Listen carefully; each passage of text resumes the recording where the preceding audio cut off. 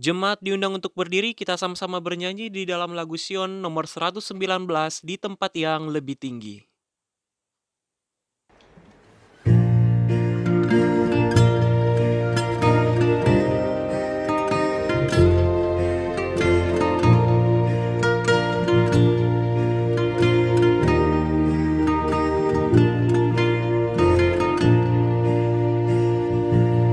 Di tempat yang lebih tinggi, aku rindu mau berdiri. Tuhan, angkatlah jiwaku ke tempat yang tinggi itu.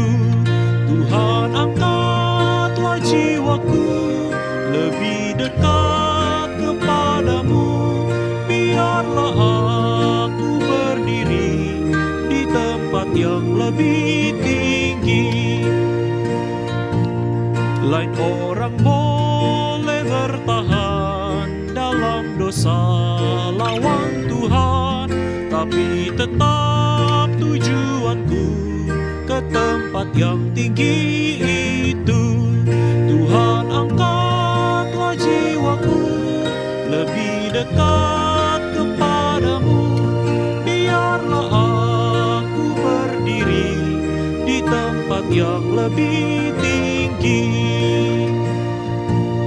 Tinggi di atas dunia, aku mau hidup selamanya, dan oleh iman menuju ke tempat yang tinggi itu. Tuhan, angkatlah jiwaku lebih dekat kepadamu. Biarlah aku berdiri di tempat yang lebih tinggi. Aku mendaki gunungnya dan lihat cahaya mulia. Ya Tuhan, pimpinlah aku ke tempat yang tinggi itu. Tuhan, angkatlah jiwaku lebih dekat kepadamu. Biarlah aku berdiri di tempat yang lebih tinggi.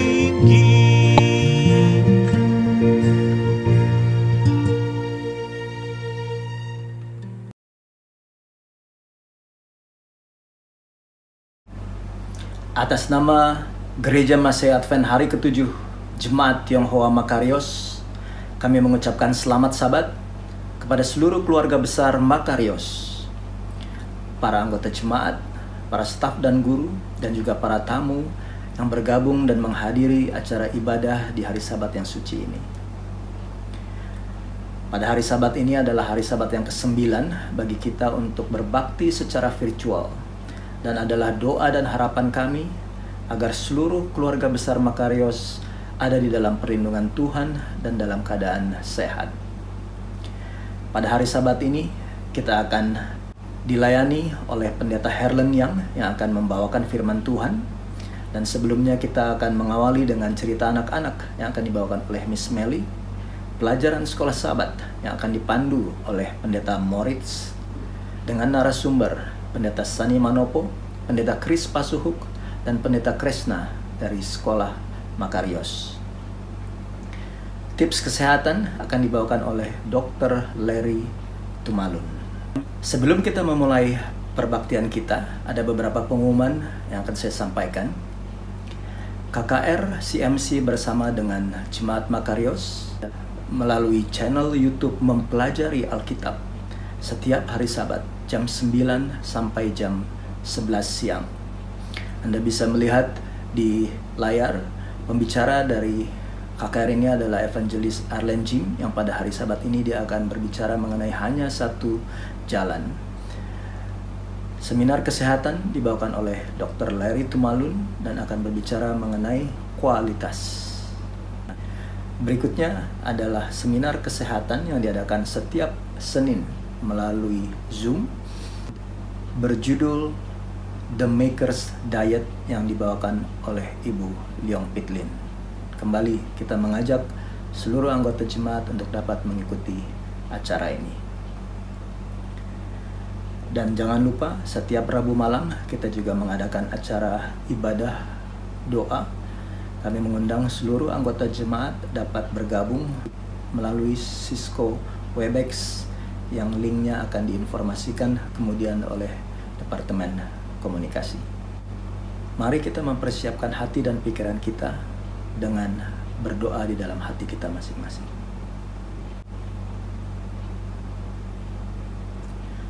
Amin. Mari kita berbakti di dalam roh dan kebenaran.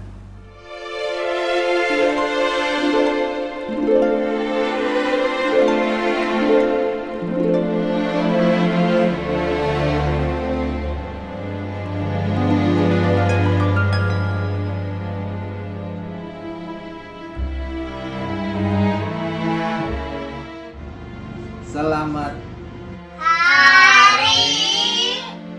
Sabat. Tuhan berkati. Tuhan Mengasihi. Makarios.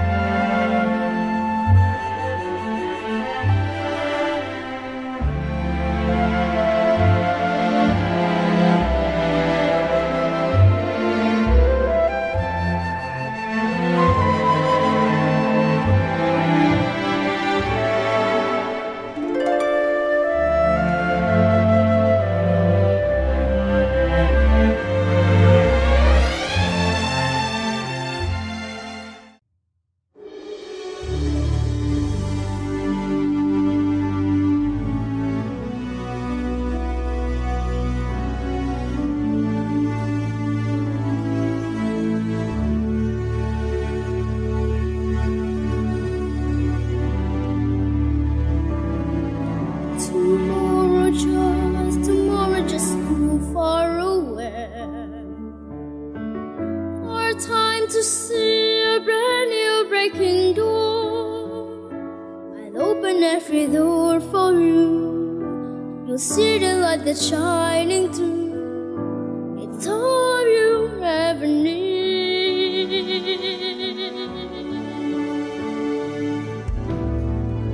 We're walk to autumn leaves and just fields of green.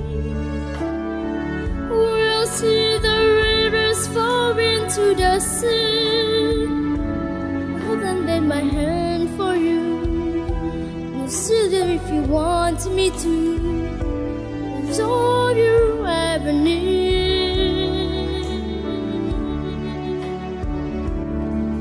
The door is open wide. Just leave all your troubles behind. I'll take you home, home. Everything is waiting for you, home, home. Inside and through the dark of the breaking home, just hold my hand. I'll take you home.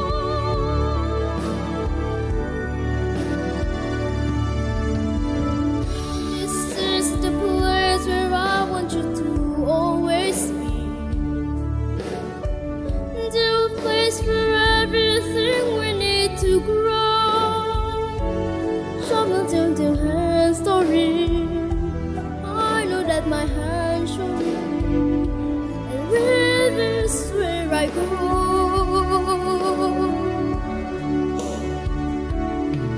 The door is open wide.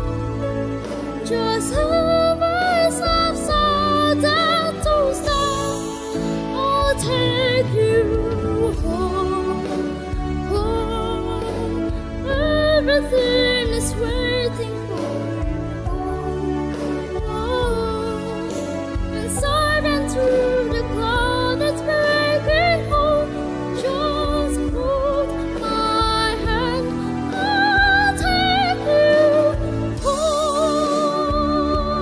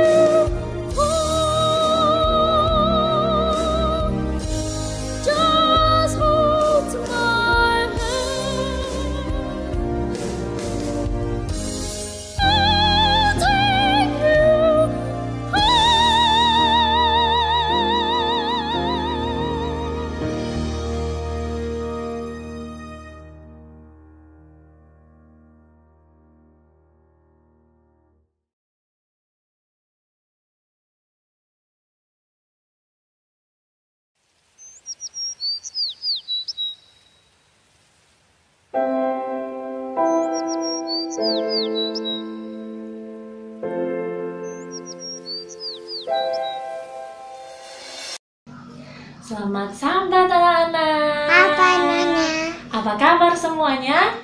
Semoga semuanya dalam keadaan sehat, baik, dan tetap selalu happy. Apalagi hari ini adalah hari Sabat. Jadi hari dimana kita bersuka cita karena kita ingat bahwa Tuhan Yesus selalu sayang kepada kita semua anak-anaknya. Baiklah, saat ini Miss mau menceritakan sebuah cerita tentang Tuhan Yesus. Siapa di sini yang tahu Tuhan Yesus?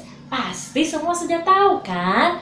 Nah, Tuhan Yesus itu adalah Tuhan yang selalu ada untuk kita semua. Nah, jadi pada suatu hari Tuhan Yesus sedang berkhotbah di tepi danau. Saat Tuhan berkhotbah, banyak sekali orang yang datang untuk mendengarkan firman yang disampaikan oleh Tuhan Yesus. Semua orang datang berbondong-bondong hanya untuk mendengarkan pekabaran yang dibawakan oleh Yesus. Pada hari itu, akhirnya petang pun tiba. Sudah sore, sudah mau malam, lalu Yesus mengajak murid-muridnya supaya mereka pergi ke seberang. Nah, saat itu kalau mau menyeberang mereka harus naik perahu. Siapa di sini yang sudah pernah naik perahu? Oke. Nah, jadi waktu mereka semua naik perahu, Yesus juga duduk di dalam perahu.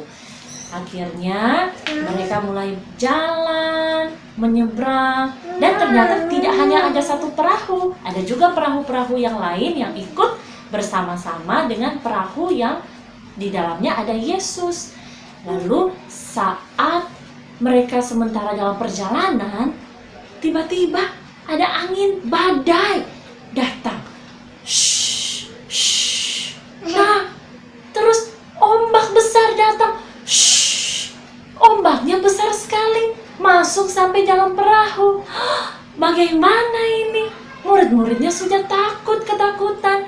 Tapi ternyata pada saat itu ketika badai ombak besar, Yesus sedang tidur.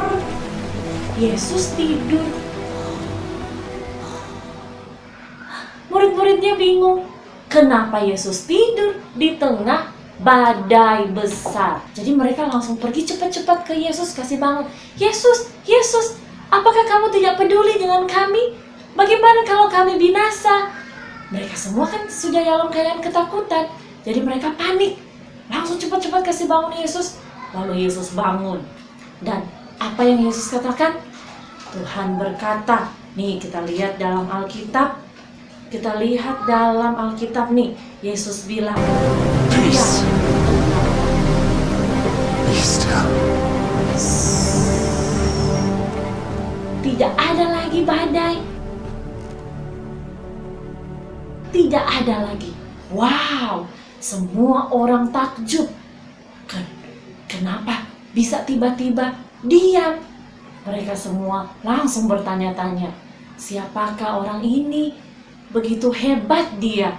Dia hanya berkata-kata sedikit saja. Tapi apa dampaknya? Semua ombak, angin, badai langsung tenang dalam sekejap. Nah, cerita ini sampai di sini. Coba kita pikir-pikir lagi. Kira-kira kalau ada angin besar, hujan badai, apalagi kalau banjir masuk dalam rumah, bagaimana perasaan kita? Pasti takut.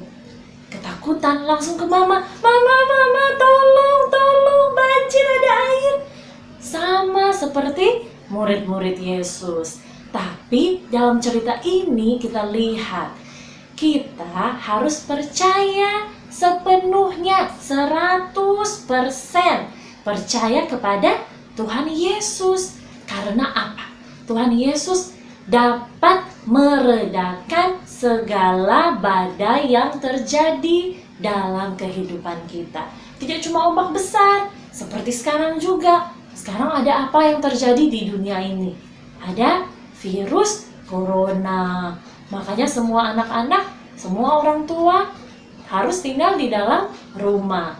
Dan pelajaran hari ini kita diingatkan supaya tidak perlu khawatir. Kita harus percaya dan serahkan hidup kita di dalam tangan Tuhan. Semoga cerita ini bisa bermanfaat dan berguna dalam kehidupan kita, dan kita dapat menjadi anak-anak yang selalu takut akan Tuhan. Baik, mari kita tutup cerita kita dengan tutup mata, kunci tangan, kita mau berdoa. Semua sudah siap untuk berdoa? Baik, mari kita tunduk kepala dan kita berdoa. Tuhan Yesus yang baik, terima kasih karena Engkau selalu ada bersama-sama dengan kami dalam setiap situasi, dalam keadaan baik maupun keadaan susah. Kami percaya Tuhan, Engkau selalu melihat kami, Engkau selalu memelihara kami, anak-anak-Mu, Engkau selalu memenuhi kebutuhan kami setiap detik dan setiap waktu.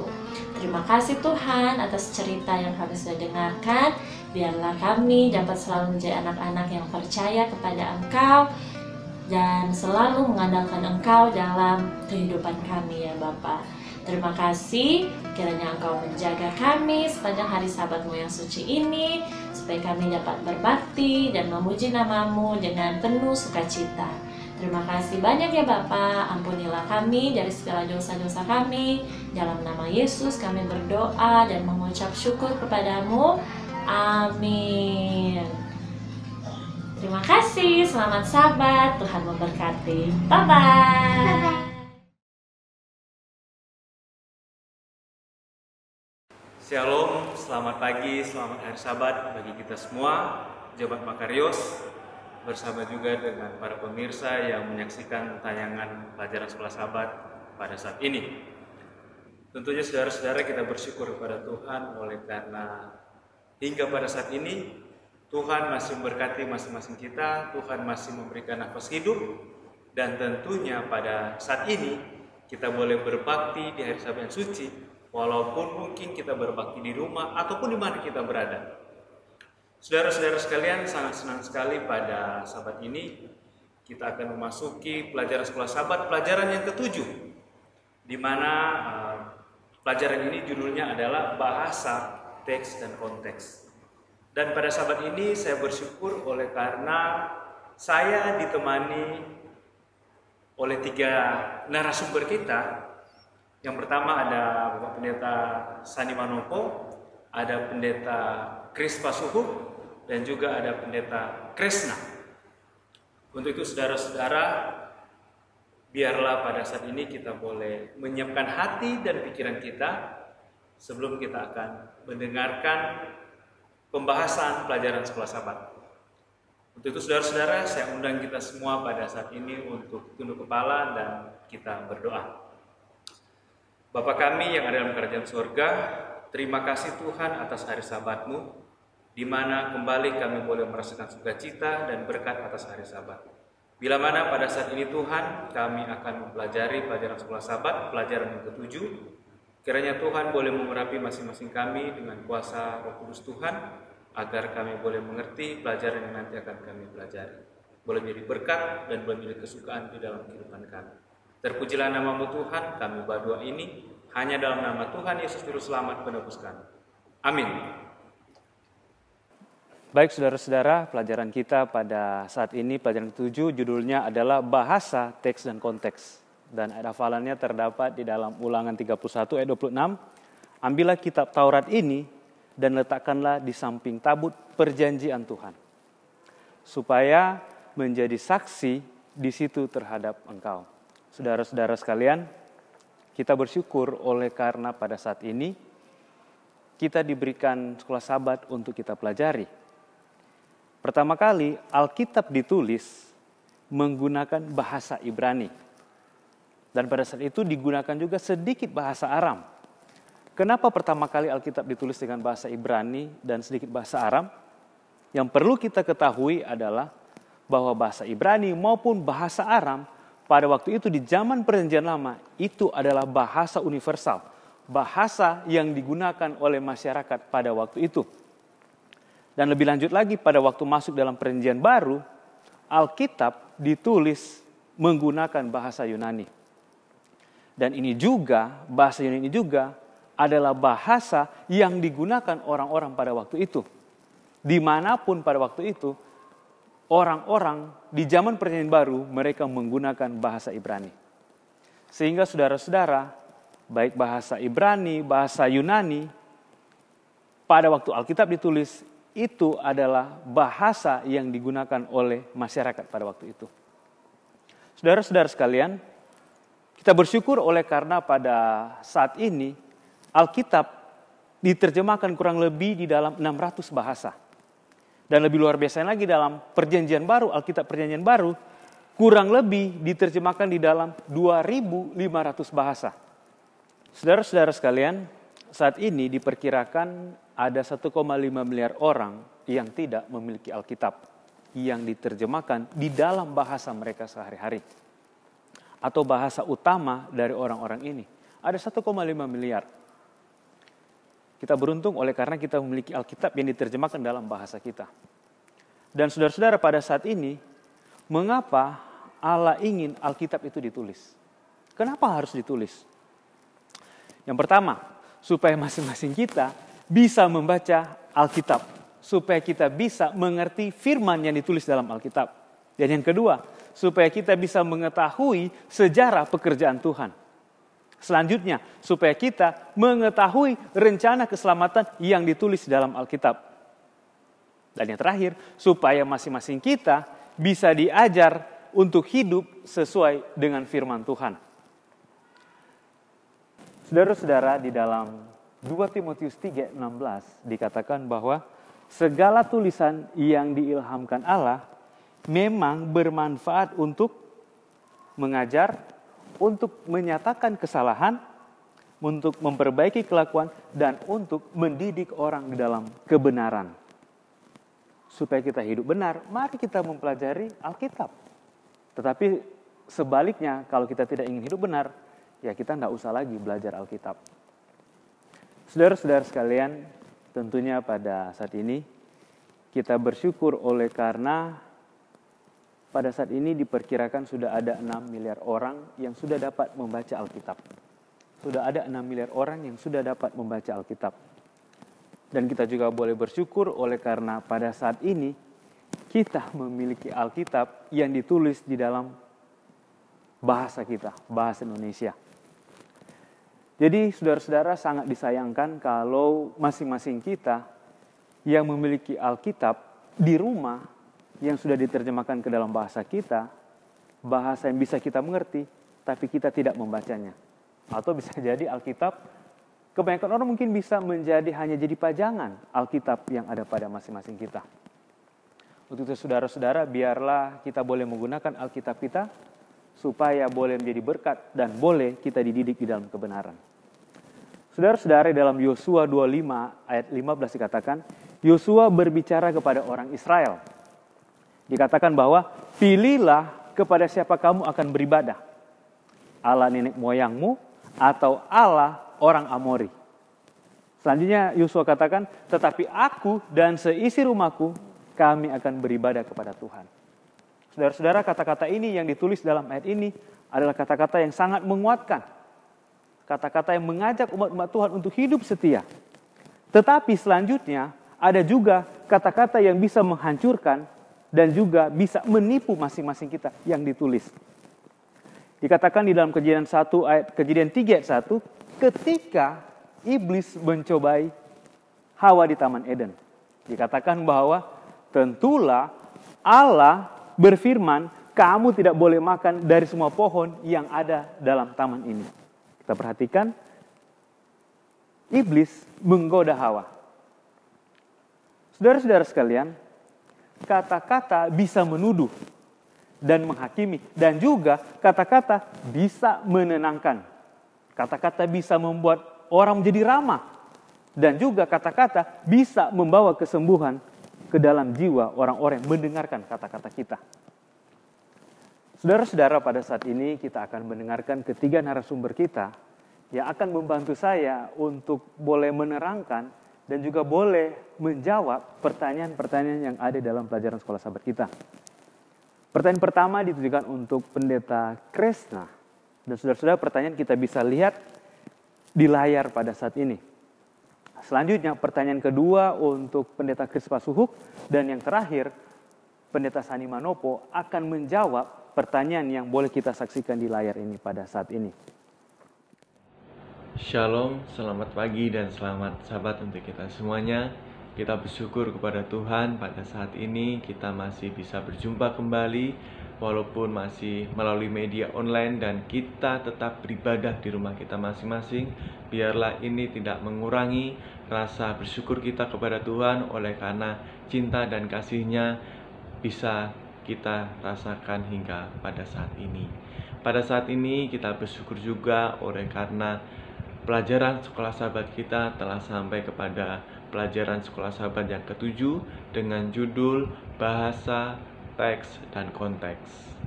Kita mengetahui bahwa banyak sekali terjemahan-terjemahan Alkitab yang ada pada saat ini dan mungkin kita memiliki Alkitab bahasa-bahasa daerah kita, mungkin ada bahasa Jawa, ada bahasa Batak, ada bahasa Bugis, dan lain sebagainya.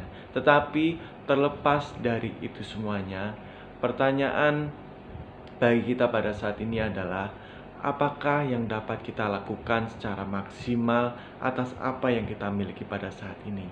Yang dapat kita lakukan pada saat ini adalah kita tetap melakukan yang terbaik, kita melakukan apa yang menjadi kehendak Tuhan di dalam kehidupan kita, dan kita terus selalu mengandalkan Tuhan di dalam kehidupan kita.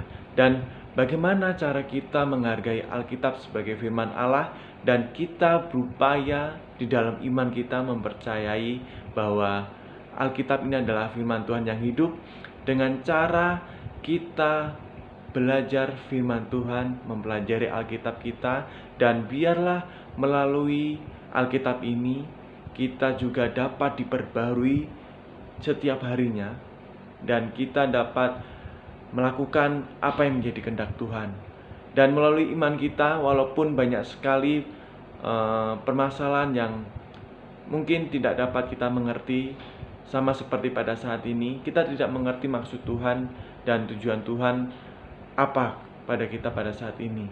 Namun kita harus percaya pada saat ini bahwa Tuhan memiliki rencana yang indah bagi kita. Tuhan memiliki suatu mukjizat bagi kita pada saat ini. Bila mana pada saat ini kita mungkin ada kesalahan dan dosa yang kita lakukan pada waktu lalu, ini adalah saatnya bagi kita untuk introspeksi diri kita masing-masing. Apakah yang kita lakukan ini benar atau tidak? Apakah yang kita bicarakan ini sesuai dengan kehendak Tuhan atau tidak?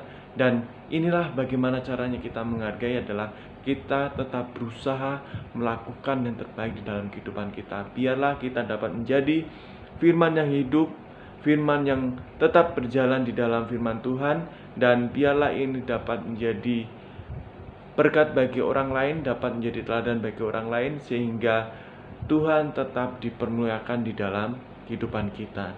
Dan biarlah melalui pelajaran sekolah sahabat ini kita dapat diberkati sehingga kita semakin hari semakin dekat kepada Tuhan, dan biarlah berkat Tuhan menjadi bagian kita pada saat ini. Terima kasih, selamat sahabat, dan Tuhan memberkati. Selamat Hari Sabat. Terima kasih kepada Pendeta Herlen Yang dan Pendeta Morris Tumeu, juga kepada ketua-ketua majelis seluruh jemaat Makarios. Kiranya kita semua sehat dalam lindungan dan berkat Tuhan selalu. Saudaraku, pada abad pertengahan, abad ke-18 dan 19, abad pencerahan dikatakan, di Eropa, yang kita ketahui masa perkembangan intelektual dan filsafat yang luar biasa pada saat itu. Semangat revisi atas kepercayaan-kepercayaan tradisional dan memisahkan pengaruh-pengaruh keagamaan dengan ilmu pengetahuan terjadi. Di saat itu ada seorang bernama Blaise Pascal. ahli matematika dengan teori yang sangat luar biasa, pertaruhan atas Tuhan. Disebut juga Pascal Schweger. Dengan game teorinya, hipotesis yang diperoleh adalah akan lebih rasional untuk mengakui keberadaan Tuhan daripada tidak mengakuinya sama sekali. Itulah yang terjadi saat itu pada zaman pencerahan. Saudaraku, mengenai ketuhanan dan pengetahuan pada dasarnya ada dalam penciptaan dan tidak ada pertentangan di dalamnya. Pengetahuan itu adalah gift, pemberian Tuhan yang diletakkan di dalam kehidupan manusia. Ada kata di sana da'at, bahasa Ibrani, knowledge, pengetahuan. Hanya 2 kali di dalam kitab Kejadian disebutkan. Dan di dalam Kejadian 2, hanya di dalam Kejadian 2, sebelum manusia jatuh dalam dosa. Namun kejatuhan manusia dalam dosa mengubah, semuanya berubah. Dengan demikian kita memilih dalam kemegahan, kemewahan, atas pengetahuan, kecerdasan manusia, tanpa mengakui Tuhan, atau di saat yang sama kita masuk dalam kepatuhan dan beriman kepada Tuhan, atas firman-Nya juga, atas segala pengetahuan yang kita miliki. Pada umumnya, sebuah karya buku, saudara-saudara, ketika kita membaca bagian awal pendahuluan, kita melihat penjelasan bagaimana latar belakang dan permulaan. Namun kita belum mendapatkan ending atau akhir dari karya buku tersebut. Tapi ini saudara-saudara yang perlu ketahui, Kitab Kejadian sebuah karya awal, karya semesta yang memberikan kepada manusia penjelasan, latar belakang, dan permulaan. Namun, kita pun mendapatkan juga tentang bagaimana ending atau akhir untuk kehidupan manusia, yaitu rencana keselamatan. Kiranya ini bisa menjawab atas pertanyaan tersebut. Tuhan memberkati kita. Shalom. Selamat sahabat Jemaat Makarios. Pertanyaan yang akan kita jawab dalam diskusi saat ini adalah di hari Jumat nomor keempat. Saya akan membacakannya. Anak-anak Israel disuruh untuk mengajar anak-anak mereka sendiri kebenaran agung yang dipercayakan kepada mereka dengan menceritakan kembali kisah-kisah tentang pimpinan Allah dalam kehidupan mereka. Selain manfaat yang jelas dalam melanjutkan iman, mengapakah mengajarkan dan menceritakan kisah-kisah pimpinan Tuhan dalam hidup kita cenderung menguatkan iman kita sendiri, yaitu mengapakah membagikan kebenaran Alkitab dengan orang lain juga bermanfaat bagi diri kita sendiri. Nomor 1, saya ambil dari Mazmur 103 ayat yang pertama dan kedua, yang berbunyi, pujilah Tuhan hai jiwaku, pujilah namanya yang kudus hai segenap batinku. Pujilah Tuhan hai jiwaku, dan jangan lupa akan kebaikannya. Dengan kita mengajar dan menceritakan pimpinan Tuhan, maka membawa hati kita akan selalu memuji Tuhan atas kebaikannya dan mengingat Tuhan sebagai penolong kita. Yang kedua, saya ambil dari kutipan Ellen G. White. Ungkapan dari Ellen G. White dalam Life Sketches halaman 196. Ellen G. White berkata, dengan mengenang sejarah kita yang lalu setelah menjalani setiap langkah yang maju sampai saat ini, saya akan berkata, pujilah Tuhan.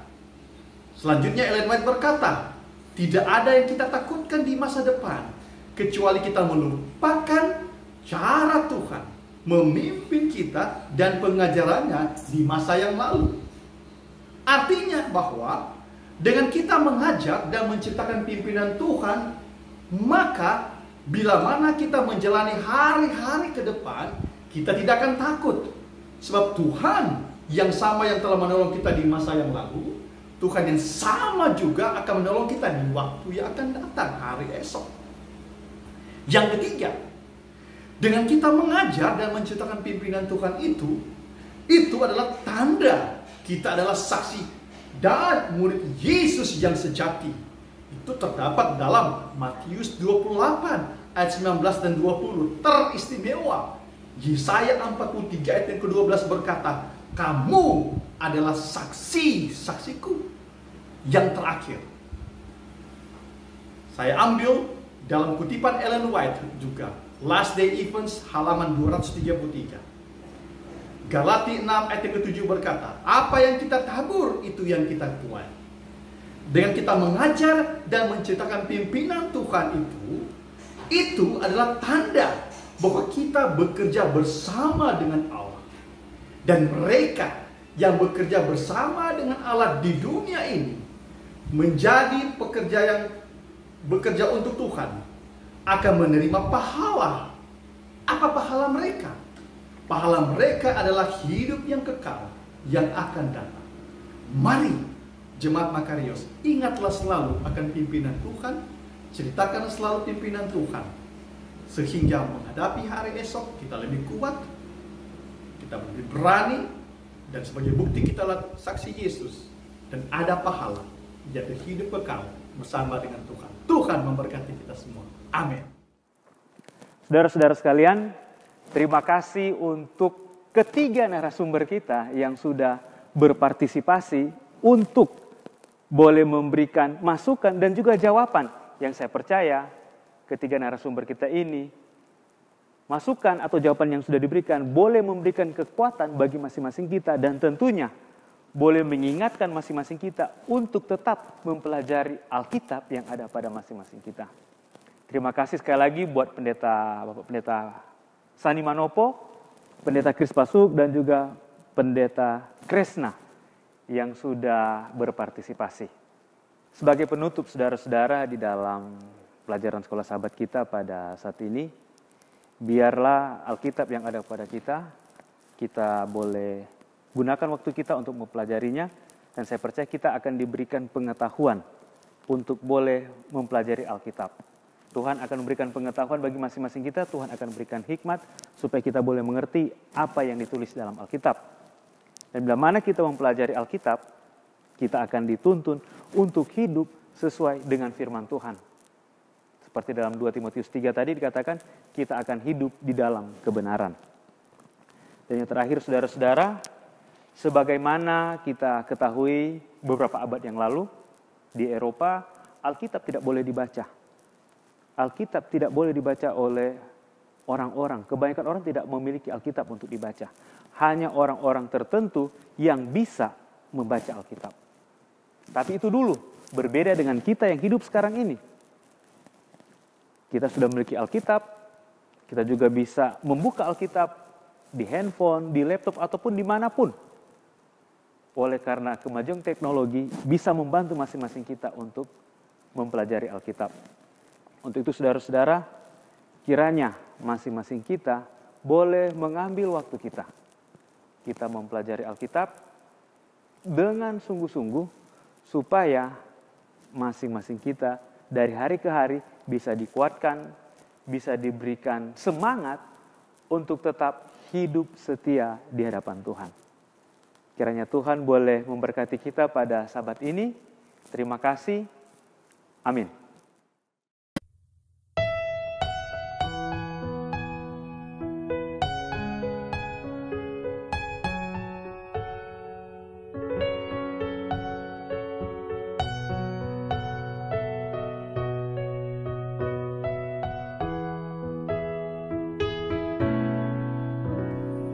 There is no problem too big, God cannot solve it. There is no mountain too tall, God cannot move it. There is no storm too dark, God cannot calm it. is no sorrow too deep, He cannot soothe it. If He carried the weight of the world upon His shoulders, I know, my brother, that He will carry you. If He carried the weight of the world upon His shoulders, I know, my sister, that He will carry you. He said, "Come unto me, all who are weary, and I will give you rest."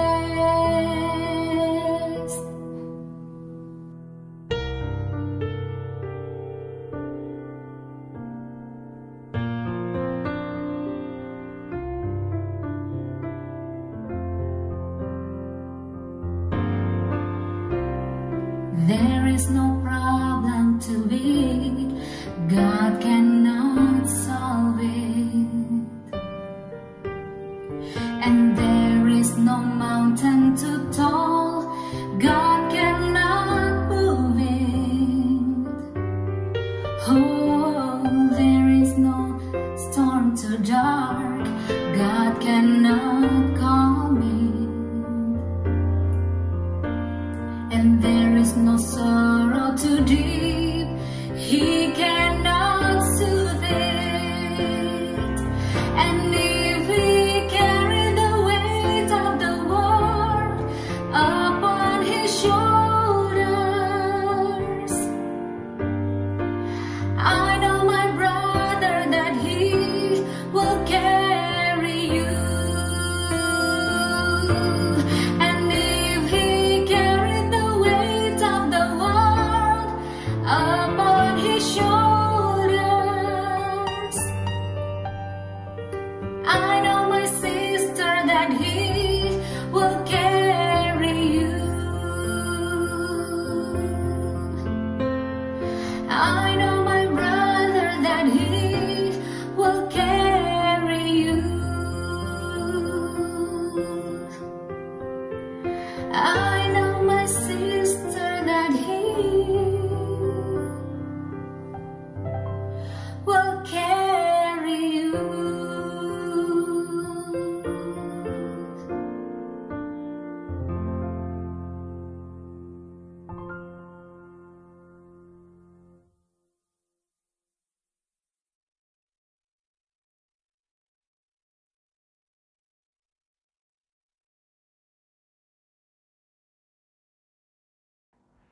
Apa kabar Anda hari ini? Bila Anda bisa menjawab dengan jawaban "saya sehat" atau "saya baik" atau "puji Tuhan" atau jawaban apapun yang bernada positif, maka itu menjadi hal yang sangat patut untuk disyukuri. Mengapa? Ingat bahwa saat ini, detik ini juga banyak orang yang sedang terbaring sakit dan sedang dirawat di ruang perawatan intensif rumah sakit di seluruh dunia ini. Mereka sedang bergumul melawan penyakit, sedang bergumul antara hidup dan mati. Sementara saat ini, ketika Anda bisa menjawab "saya baik", itu berarti kita berada di dalam keadaan yang sehat. Nah, saudara-saudara, Bapak dan Ibu di mana saja Anda berada saat ini, selama 7 kali pertemuan kita ini, saya akan menyampaikan hal-hal terkait nutrisi secara komprehensif, dengan tujuan agar kita mengerti bahwa masalah nutrisi dan makanan tidak sesederhana yang kita pikirkan. Tetapi juga implementasinya di dalam kehidupan sehari-hari tidak sesulit yang kita ketahui. Tidak terlalu rumit ketika itu akan dilakukan. Namun sebelumnya, saya akan sampaikan bahwa apapun tujuan kita mempelajari masalah nutrisi, maka pada prinsipnya masalah nutrisi, masalah makanan bukan satu-satunya modalitas untuk sehat atau sembuh. Paling tidak ada 7 modalitas lain yang tingkat kepentingannya sama. Dan satu dengan yang lainnya tidak ada yang lebih superior. Satu lebih superior dibandingkan dengan yang lain. Tidak ada. Semuanya berada pada derajat yang sama pentingnya dan perlu dilakukan secara komprehensif atau secara holistik. Kita mengenalnya dengan istilah New Start yang kita sudah mungkin sangat hafal, sudah sangat tahu apa yang dimaksud dengan New Start. Nutrition, exercise, water, sunshine, temperance, air, rest, dan trust in divine power atau trust in God. Jadi, sekali lagi, nutrisi atau makanan bukan satu-satunya modalitas super untuk membuat manusia sehat atau sembuh. Kita harus melakukan hidup sehat secara komprehensif atau holistik. Ini adalah prinsip dasar dan merupakan prinsip utama dalam mengarungi kehidupan kita sehari-hari, seberapa lama Tuhan izinkan kita hidup di atas dunia ini. Sebenarnya pemerintah pun telah mengeluarkan yang sama dengan New Start, yang disebut dengan cerdik, CERDIK. C-nya adalah cek kesehatan berkala, E-nya adalah enyahkan asap rokok, R-nya adalah rajin beraktivitas fisik, D-nya adalah diet yang seimbang, I-nya adalah istirahat yang cukup, dan K adalah kelola stres. Rumah Sakit Advent Bandung tempat saya bekerja menyebutnya sebagai hidup sehat. Hidup 5 huruf, sehat 5 huruf juga. Ini adalah akronim dari hati yang gembira, istirahat yang cukup, diet yang seimbang, udara yang bersih, pengendalian diri, sinar matahari yang cukup, energik berolahraga, hubungan sosial yang baik, air jernih yang cukup, dan Tuhan yang terutama. Apapun itu, New Start, cerdik, atau hidup sehat, intinya sama, yaitu untuk sehat dan sembuh, maka berbagai aspek harus dilakukan, bukan satu atau 2 aspek saja. Nah, berbicara tentang nutrisi, di mana di dalamnya ada pola diet, ada cuisine, masakan, ada makanan, dan ada nutrien atau unsur-unsur nutrisi, maka sebenarnya sampai saat ini masih sangat membingungkan. Bahkan sebenarnya sampai kepada kami praktisi-praktisi kesehatan di bidang nutrisi, maka masih banyak misteri soal makanan yang belum bisa diungkap. Masih banyak yang belum kita ketahui. Tidak heran di dalam penelitian-penelitian ketika mereka menyimpulkan sesuatu, maka banyak yang masih mengatakan belum konklusif, belum bisa diambil kesimpulan, masih butuh penelitian lanjut, dan lain sebagainya. Sebagai contoh, sebuah tomat mungkin sudah ada puluhan jenis vitamin, mineral, fitokimia yang kita ketahui di dalamnya. Bahkan mungkin mekanisme kerjanya pun sudah diketahui. Tetapi pada hakikatnya, di dalam sebuah tomat itu masih ada ratusan jenis fitokimia yang belum kita ketahui.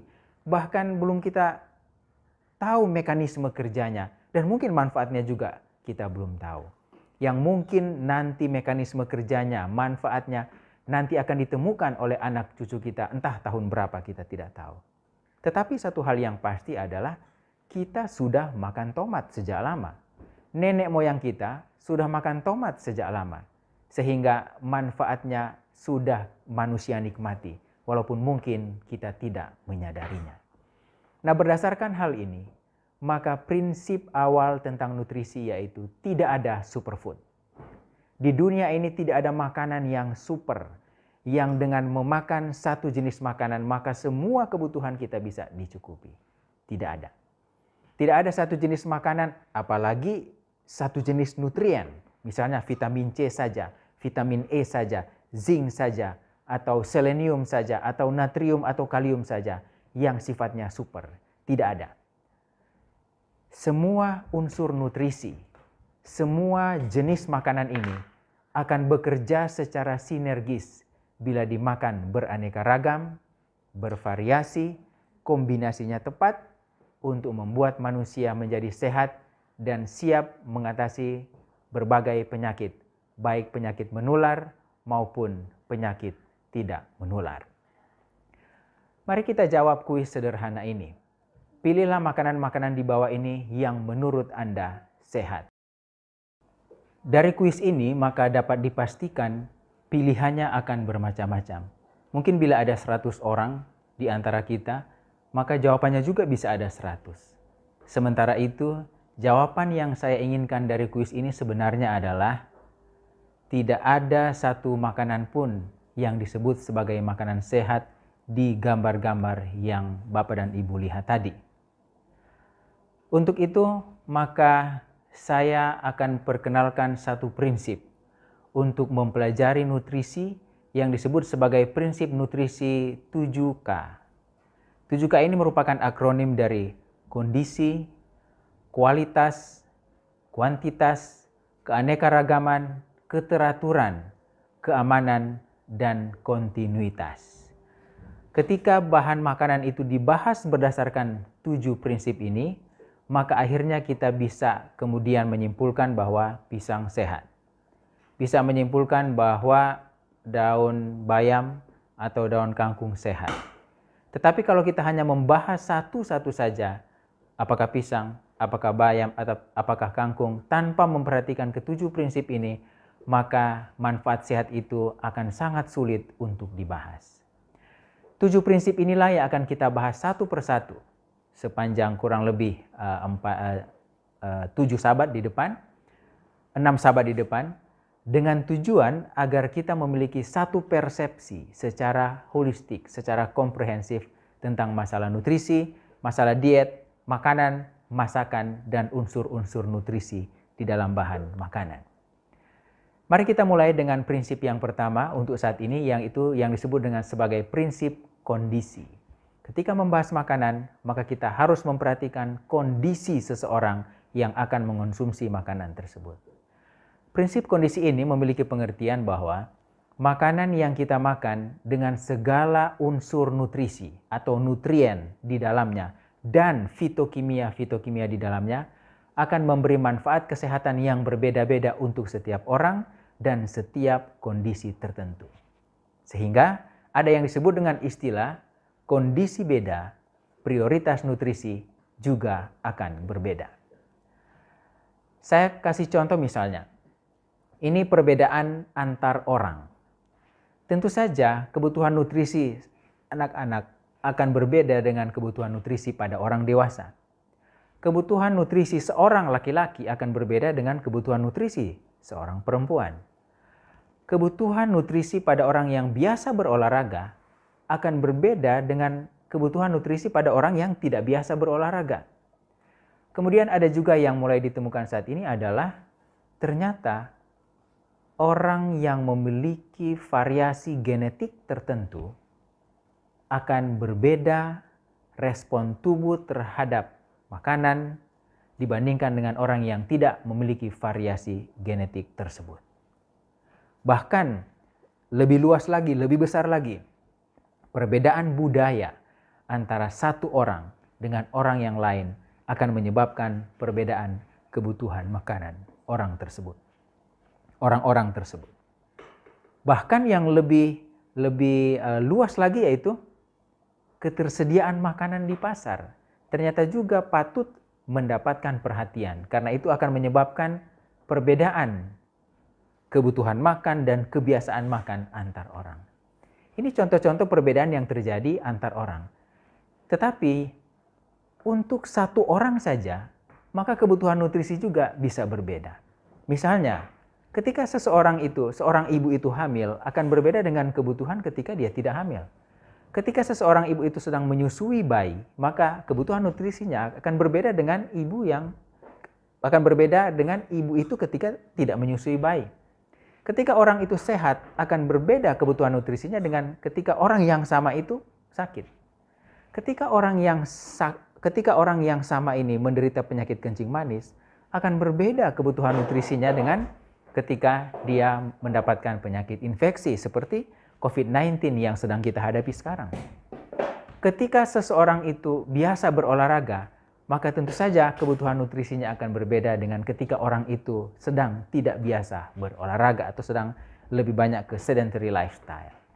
Nah, kita melihat bahwa per orang, antar orang maupun per orang ternyata memiliki juga hal-hal yang menyebabkan sehingga kebutuhan makanan, kebutuhan nutrisi itu akan berbeda-beda satu dengan yang lain.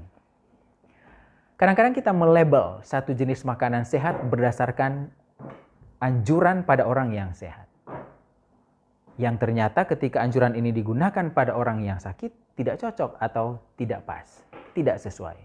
Sebagai contoh, kita mungkin sering mendengar, ayo makan buah alpukat. Alpukat itu adalah buah yang sehat. Ayo makan alpukat banyak-banyak. Nah, buah alpukat dalam keadaan sehat dan kemudian disuruh makan dalam jumlah yang besar, mungkin tidak akan menyebabkan masalah pada orang tertentu.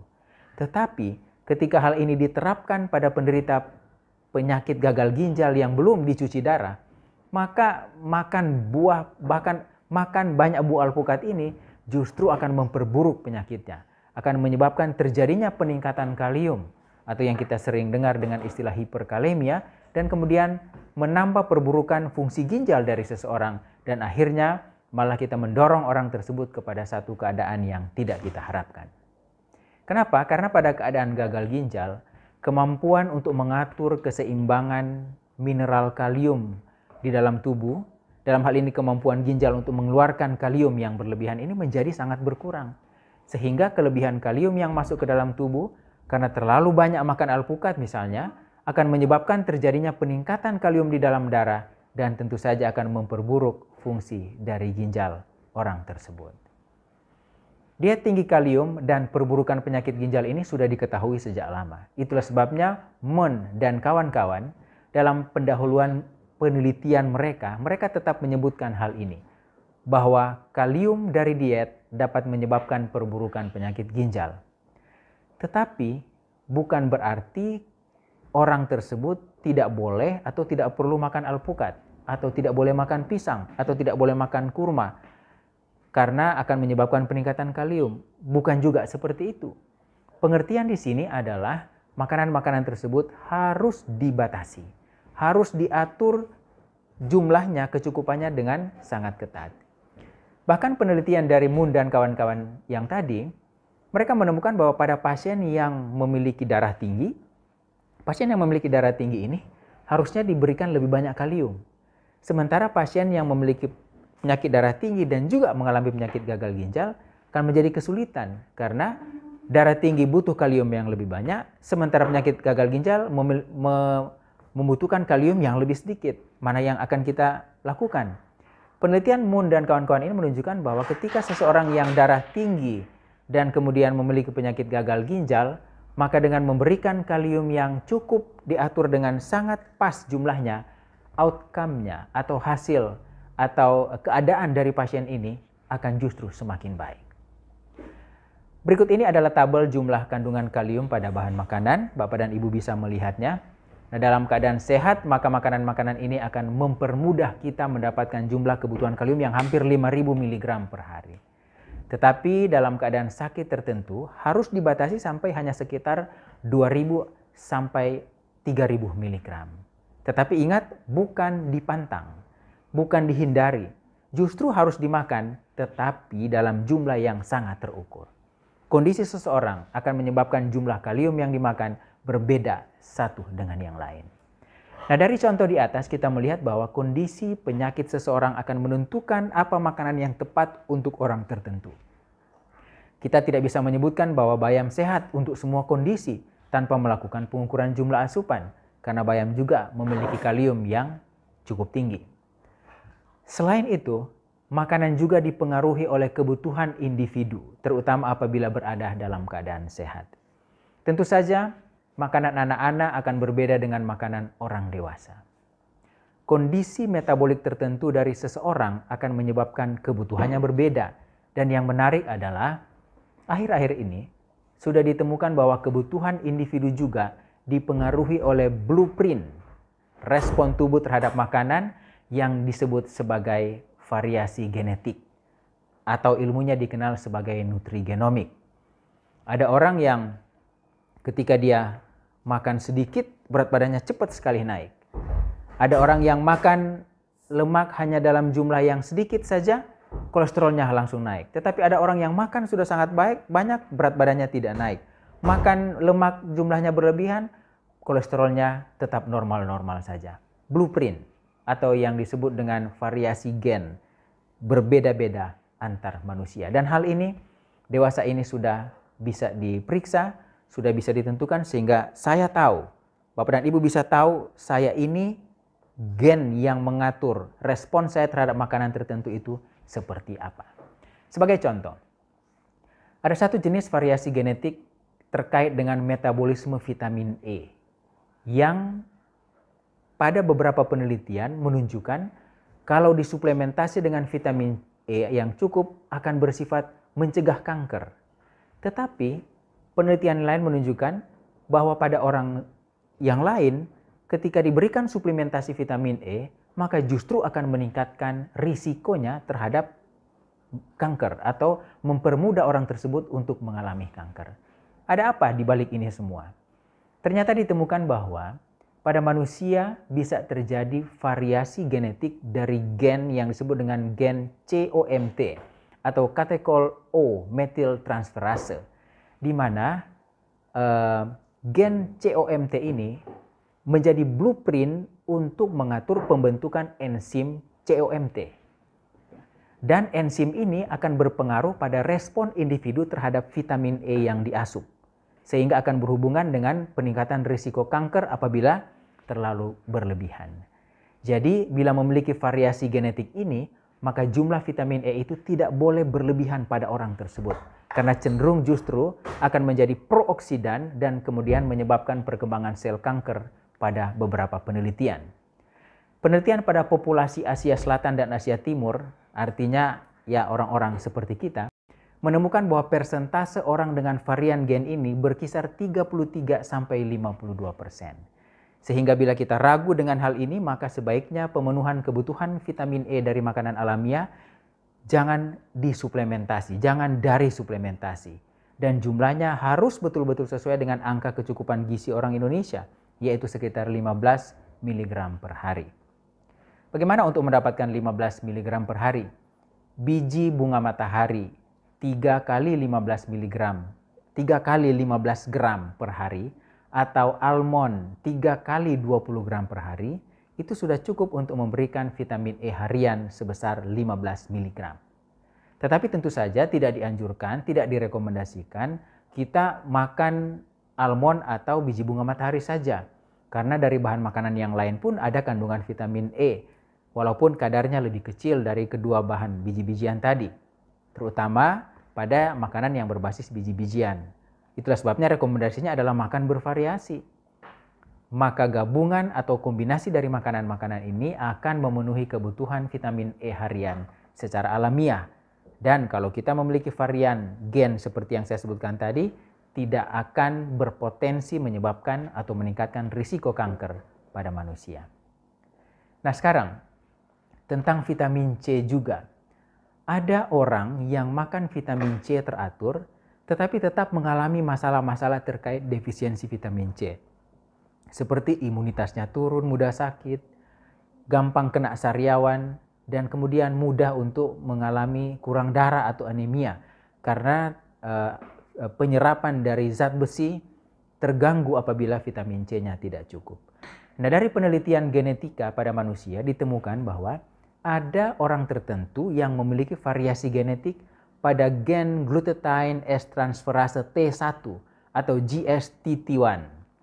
Nah, sehingga pada orang yang memiliki variasi genetik di gen GST1 ini, maka yang terjadi adalah seperti yang bisa Bapak dan Ibu saksikan di grafik ini, grafik penelitian ini, bahwa kalau orang itu memiliki variasi yang disebut dengan variasi DEL, maka ketika orang itu tidak cukup dalam keseharian makan vitamin C, mengasup vitamin C, maka cenderung akan langsung terjadi defisiensi yang sangat signifikan dibandingkan dengan orang yang tidak memiliki varian gen tersebut. Tetapi kalaupun orang yang punya varian dibandingkan dengan orang normal ini, kalau asupan vitamin C mereka selalu cukup, maka tidak akan ada masalah keduanya. Jadi masalah yang terjadi adalah kalau ada varian gen ini, ketika dia tidak cukup vitamin C-nya, maka cenderung akan langsung menyebabkan defisiensi secara signifikan. Itu saja bedanya. Nah, tetapi ini hanya terjadi pada individu yang asupan vitamin C-nya tidak pernah mencukupi seperti yang saya sebutkan tadi. Artinya orang itu menjadi rentan terhadap terjadinya defisiensi, sehingga mudah terjadi gejala dari defisiensi. Penelitian ini menunjukkan bahwa untuk populasi Asia Selatan dan Timur, maka persentase populasi yang memiliki variasi genetik ini berkisar 21 sampai 42%. Nah, mari kita lihat juga tentang kondisi yang lain. Vitamin E tadi, vitamin C, sekarang kita lihat kondisi yang lain pada orang yang mengalami masalah genetika terkait dengan metabolisme vitamin D-nya. Kita mengetahui berbagai fungsi penting dari vitamin D. Dan vitamin D ini kita bisa dapatkan dari dua sumber, yaitu sinar matahari dan juga dari makanan. Nah, mari kita lihat gambar berikut ini. Di gambar yang Bapak dan Ibu sedang saksikan ini, kita lihat bahwa vitamin D itu bisa berasal dari sinar matahari melalui kulit dan kemudian bisa dari suplementasi atau dari bahan makanan. Tetapi vitamin D yang berasal dari dua sumber ini bukan vitamin D yang aktif. Dia belum berfungsi di dalam tubuh, belum ada fungsinya. Dan bukan juga itu yang diperiksa di laboratorium lewat pemeriksaan vitamin D. Yang diperiksa di laboratorium, kalau Bapak dan Ibu melakukan pemeriksaan D dan memeriksakan diri di laboratorium, yang diperiksa itu adalah vitamin D produksi yang sudah berasal dari liver. Artinya dari bahan makanan sumber yang namanya vitamin D yang tidak aktif itu sudah masuk ke liver, kemudian dikonversi menjadi yang disebut dengan 25 dihidroksivitamin D. Maka kemudian ketika Bapak dan Ibu melakukan pemeriksaan lab, itulah yang diperiksa. Maaf, bukan 25 dihidroksi, tetapi 25 hidroksi vitamin D. Yang kemudian ditentukan apakah cukup, apakah kurang, atau sangat kurang. Nah, coba kita lihat di gambar ini bahwa di liver ada satu gen dan enzim yang berfungsi untuk mengkonversi vitamin D dari sumber yang tadi, sinar matahari dan makanan, untuk menjadi 25 dihidroksivitamin D. Yaitu yang disebut dengan enzim CYP2R1 atau cytochrome P, bahasa Indonesia adalah sitokrom P450. Family 2, ya. Subfamily R, member 1, yang memang agak rumit. Atau ringkasnya disebut sebagai enzim vitamin D25 hidroksilase. Jadi inilah enzim-enzim yang berfungsi untuk mengkonversi. Nah, pada orang tertentu terjadi variasi genetik di mana pembentukan enzim ini tidak cukup. Sehingga walaupun berjemur sinar matahari rutin, walaupun mungkin makan vitamin D sudah cukup, tetapi kadarnya di dalam darah tetap terdeteksi rendah. Sehingga kadang-kadang orang menjadi bingung, saya sudah berjemur sinar matahari rutin, saya sudah makan cukup vitamin D, kenapa vitamin D di dalam tubuh saya nggak naik-naik? Mungkin ada variasi genetik di dalamnya. Sehingga kita harus hati-hati dengan karena tidak naik-naik, berjemur lebih panjang, sehingga akhirnya risiko kanker kulit menjadi meningkat. Padahal yang terjadi sebenarnya adalah variasi genetik. Nah, dalam keadaan seperti ini, maka yang dianjurkan adalah mengatur kecukupan vitamin D secara khusus. Nah, itu biasanya ada cara yang kami lakukan kepada pasien, bagaimana cara, berapa jumlah yang diberikan di awal, berapa maintenance-nya, untuk kemudian mengatasi masalah variasi genetik ini. Tetapi variasi genetik ini bukan destininya kita. Artinya ketika ada masalah itu, kita pasrah. Tidak. Ada yang perlu kita lakukan, yaitu dengan perubahan pola hidup. Walaupun mungkin saya tidak jelaskan secara rinci pada saat ini. Nah, kita lihat di grafik ini sambungan dari vitamin D yang tadi, bahwa risiko insufisiensi vitamin D itu sangat meningkat pada orang yang memiliki variasi genetik yang dikenal sebagai varian GG atau GA. Nah, kita lihat di gambar ini, di mana tingkat insufisiensi itu menjadi sangat tinggi, sangat signifikan, sangat bermakna pada orang yang memiliki variasi gen ini. Jadi walaupun sudah berjemur sinar matahari, kadang-kadang agak sulit naik karena ternyata ada variasi gen tertentu. Sehingga dianjurkan bagi individu-individu yang memiliki variasi genetik seperti ini harus memastikan tidak boleh miss sedikit pun berjemur sinar matahari dan konsumsi makanan yang mengandung vitamin D. Karena kalau sedikit saja dia miss vitamin D dari sinar matahari dan makanan, maka cenderung akan mengalami insufisiensi di dalam tubuhnya. Hal lain terkait dengan kondisi. Kita juga sering mendengar bahkan mungkin menyebutkan bahwa gula itu berbahaya. Hindari tepung dan jangan makan minyak.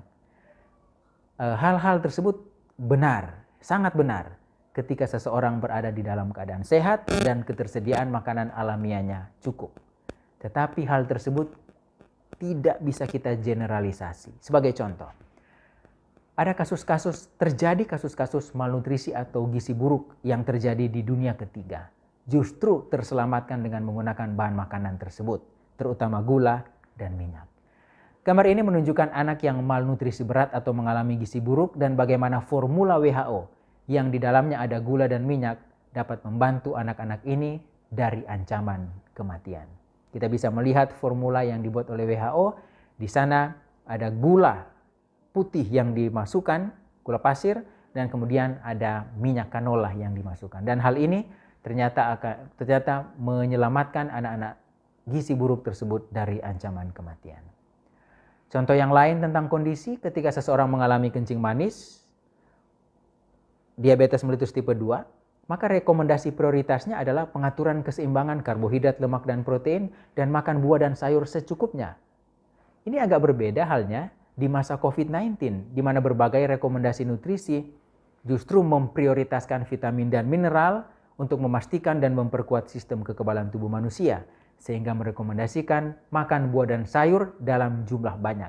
Plenty of vegetables and fruits. Itulah rekomendasi dari WHO melalui FAO di era pandemi COVID-19.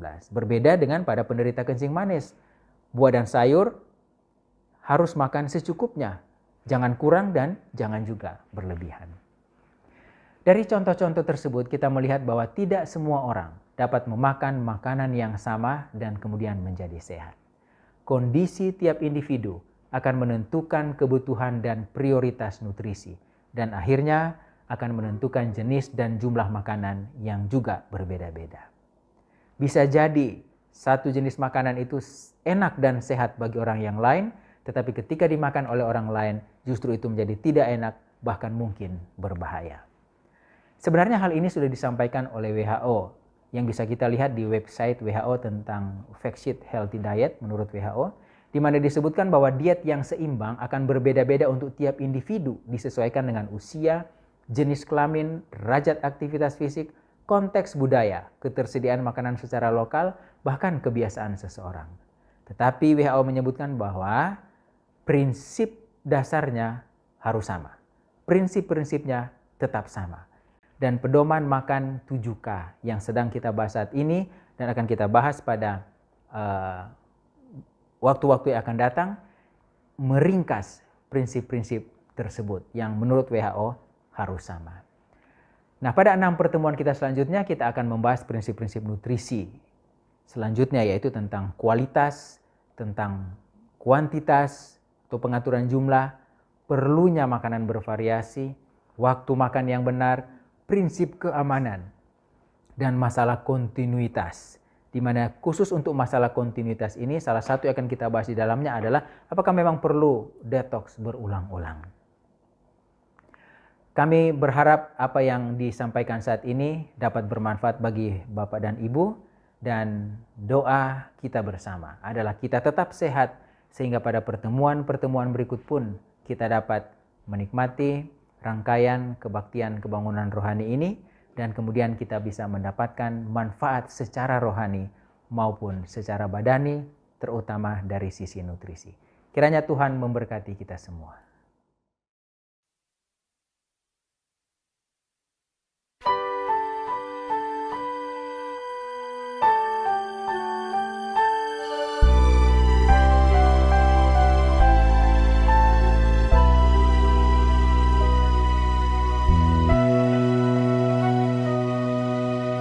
Hatiku tenang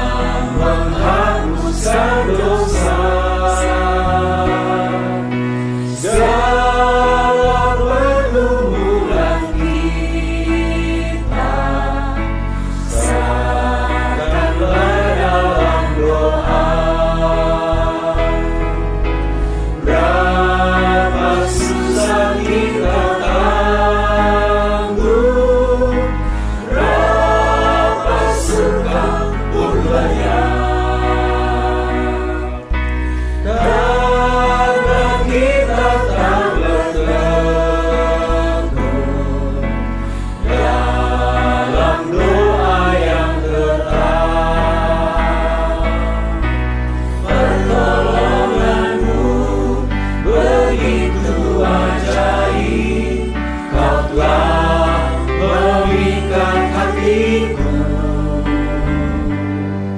Di saat aku tak sanggup lagi, di situ tangan-Mu bekerja.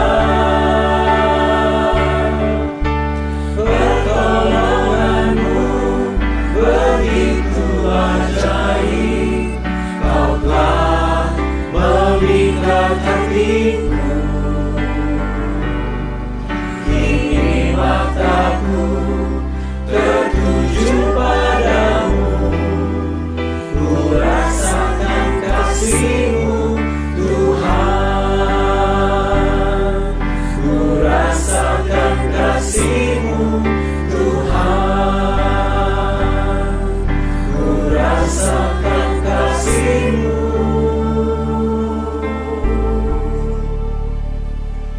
Tuhan.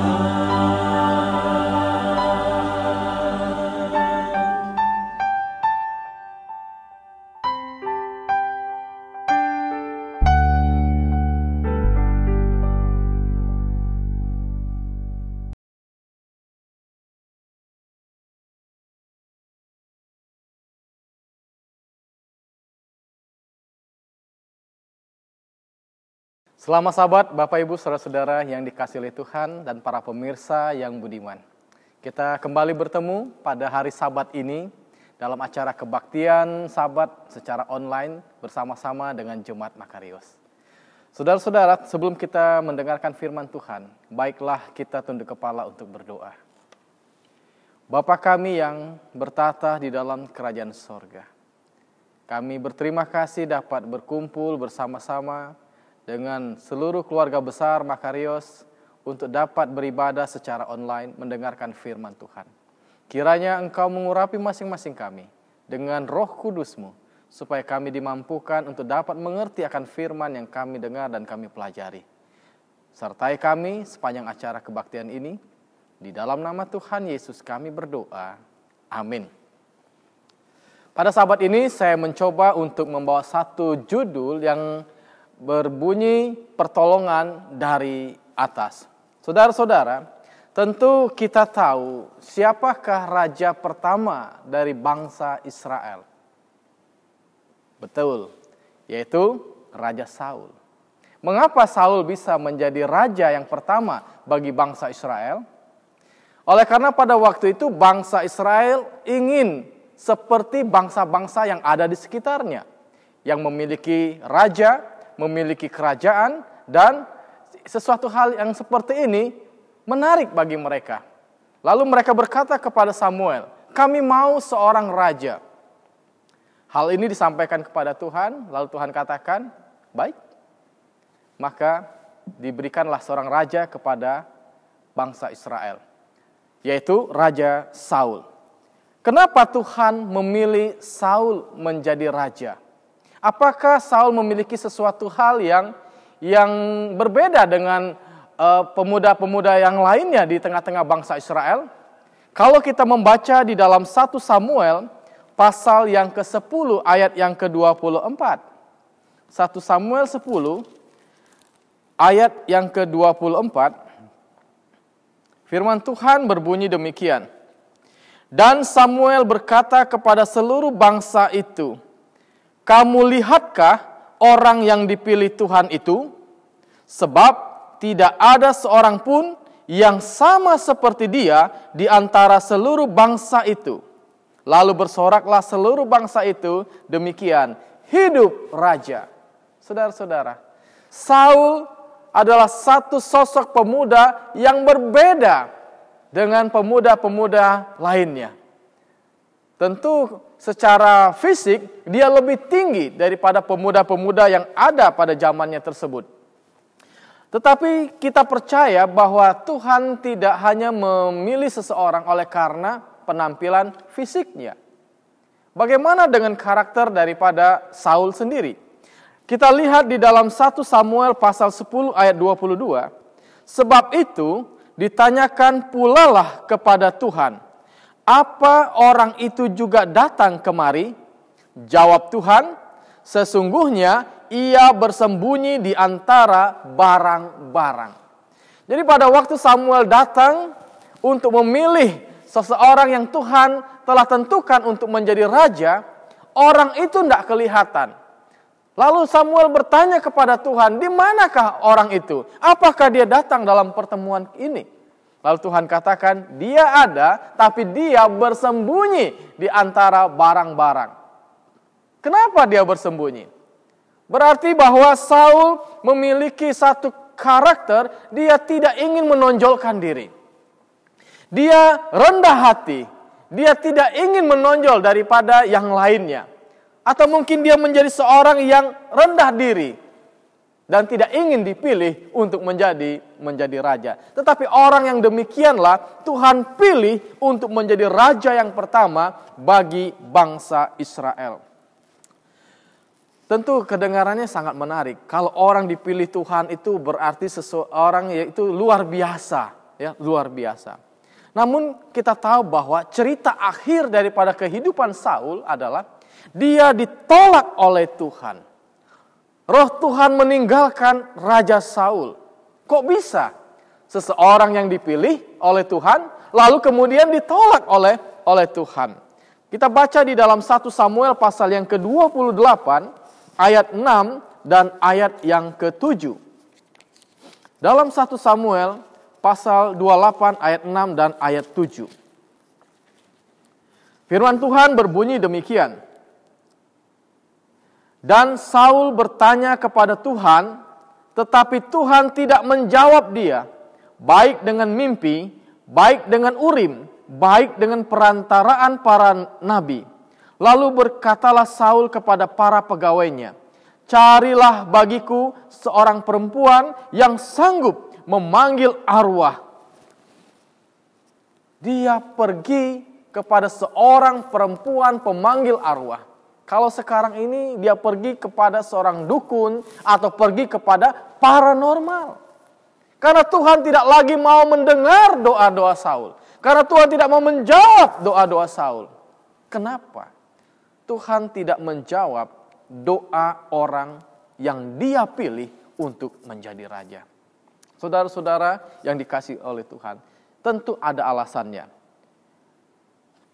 Kita lihat di dalam 1 Samuel pasal 13, di sini di dalam pasal ini menceritakan tentang ketidaktaatan Raja Saul yang pertama. Ya. Ketidaktaatan pertama yang dilakukan oleh Raja Saul terjadi di Gilgal ketika bangsa Filistin menyerang bangsa Israel. Bagaimana hal ini bisa terjadi?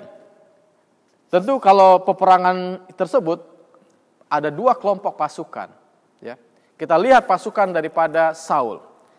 Di dalam pasal 13 ini dikatakan Saul memiliki 2.000 orang pasukan yang bersama-sama dengan dia. Kemudian putranya Yonatan memiliki 1.000 orang pasukan. Berarti jumlah pasukan bangsa Israel pada waktu itu adalah berjumlah 3.000 orang. Namun di ayat kelima kita perhatikan.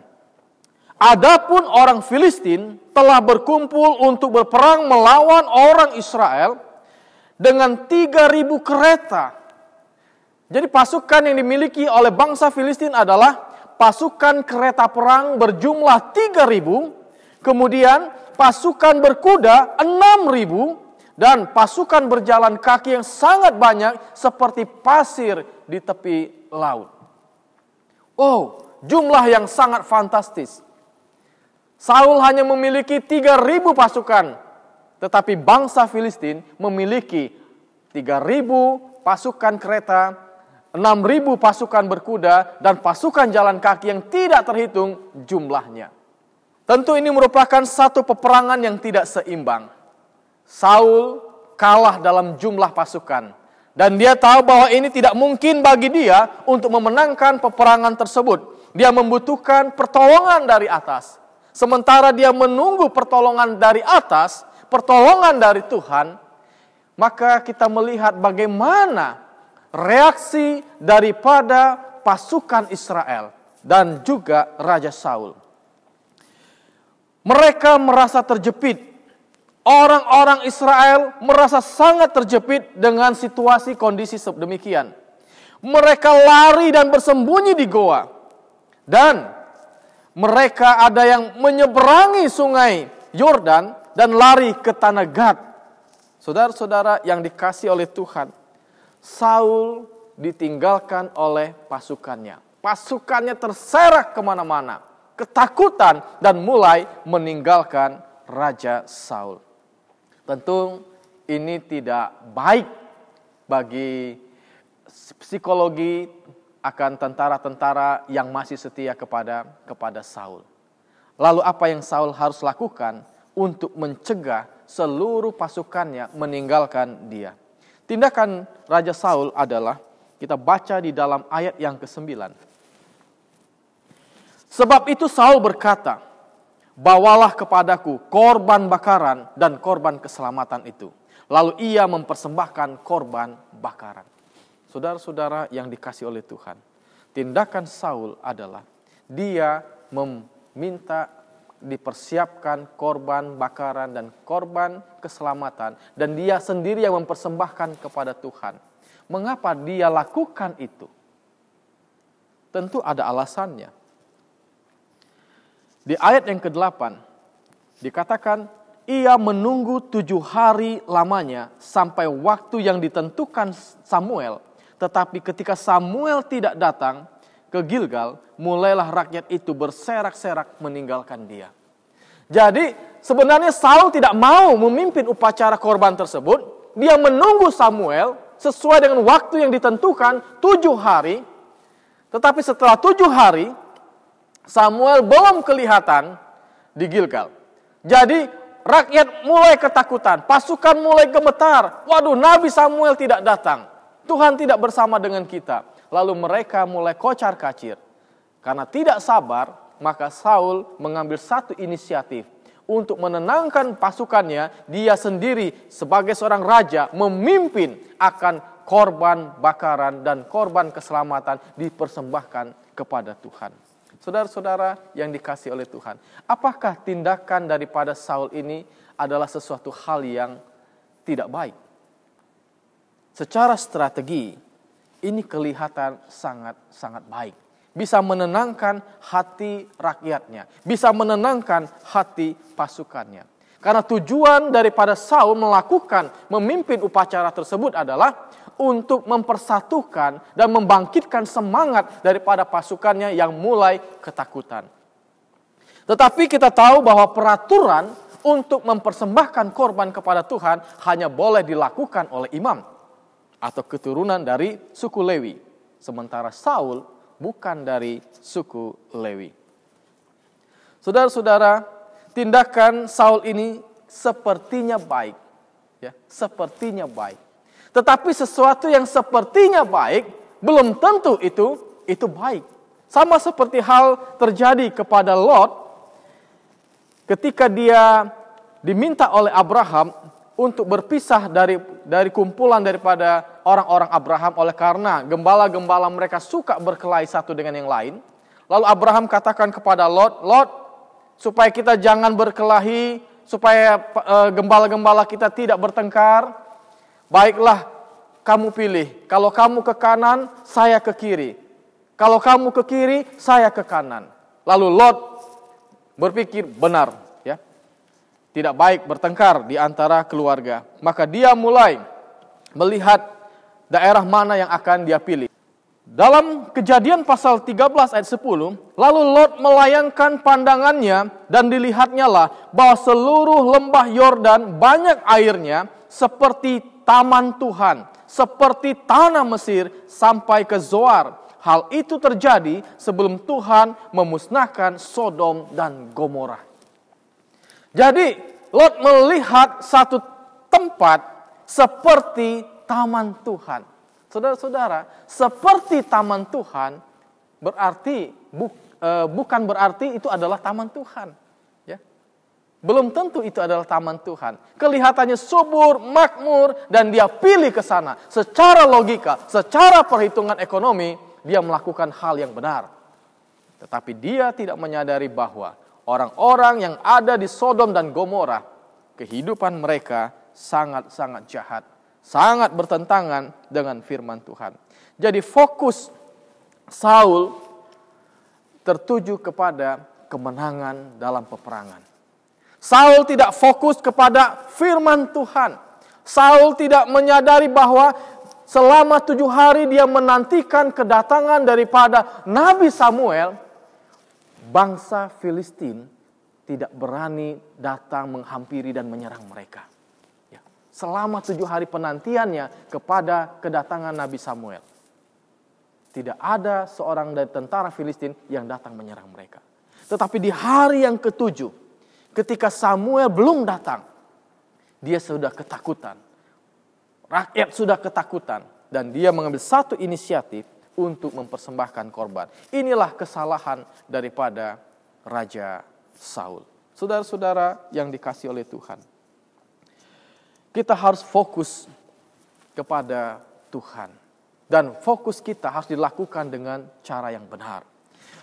Dalam kitab Mazmur 121, ayat 1 dan 2, firman Tuhan berbunyi demikian. Aku melayangkan mataku ke gunung-gunung. Dari manakah akan datang pertolonganku? Pertolonganku ialah dari Tuhan yang menjadikan langit dan bumi. Pertolonganku adalah dari Tuhan yang menjadikan langit dan bumi. Dengan kata lain, bahwa tidak ada yang perlu ditakutkan oleh Raja Saul. Karena yang akan menolong dia adalah Tuhan yang menjadikan langit dan bumi. Tetapi dia tidak sabar dalam menantikan waktu yang diberikan oleh Samuel. Baik, apa respon daripada Samuel kepada tindakan yang dilakukan oleh Raja Saul? Kita baca dalam 1 Samuel 13 ayat 13. Kata Samuel kepada Saul, perbuatanmu itu bodoh. Engkau tidak mengikuti perintah Tuhan Allahmu yang memerintahkannya kepadamu. Sebab sedianya Tuhan mengokohkan kerajaanmu atas orang Israel untuk selama-lamanya. Tuhan mau melalui peristiwa peperangan di Gilgal, sekalipun bangsa Israel kalah dalam jumlah, Tuhan mau menjadikan peristiwa ini untuk mengokohkan kerajaan Saul dengan selama-lamanya.